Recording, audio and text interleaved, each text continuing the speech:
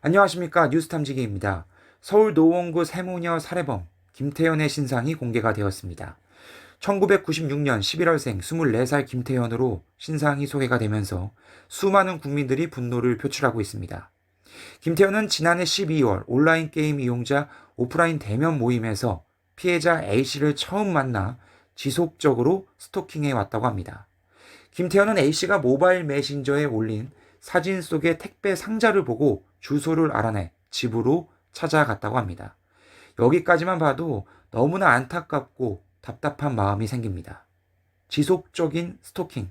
이 단어가 살인의 복선이 되는 표현인 것 같습니다. 또한 온라인은 온라인에서 끝내야죠. 여러분들, 절대로 오프라인까지 이어지는 건 상당한 위험이 있을 수 있다는 사실을 이번에 꼭 인지하시길 바랍니다. 그리고 SNS에 올린 택배 상자를 통해 주소를 알아냈다고 했습니다. 여성분들 인스타 많이 하시는데 개인정보 노출에 관해서 나도 모르게 새어나간 것이 분명히 있을 겁니다. 꼭 유의해서 이용하시길 바랍니다. 스토킹한 이유는 좋다고 들이댔는데 거부했다 이겁니다.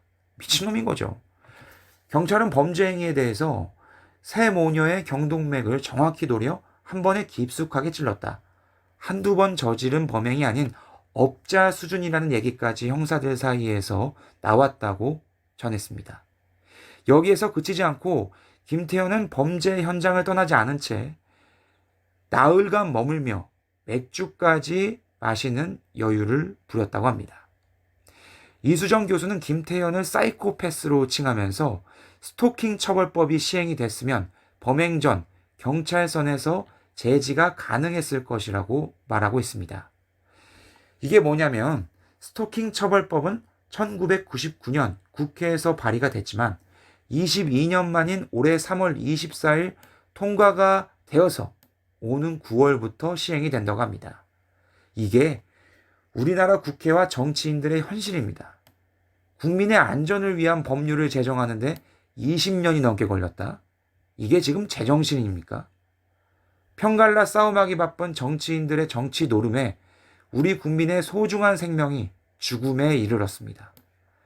다른 건 몰라도 국민의 생명과 안전에 관련된 건 최소한의 인간적 양심을 갖고 정확하고 신속한 처리 좀 제발 부탁한다 정치쟁이들아.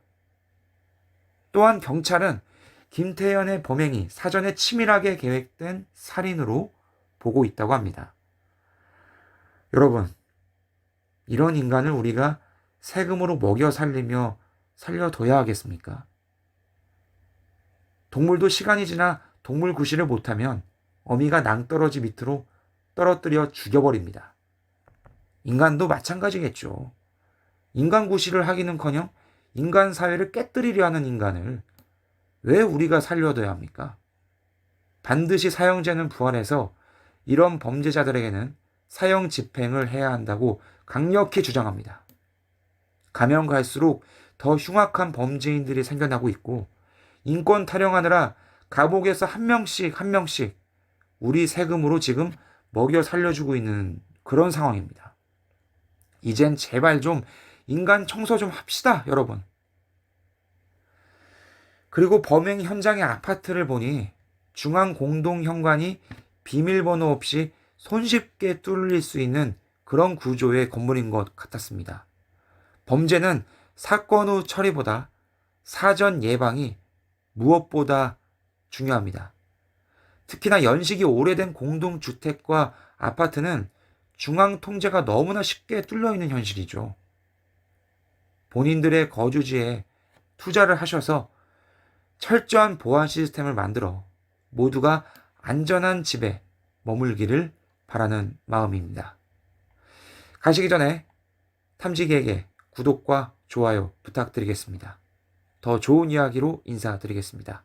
고맙습니다.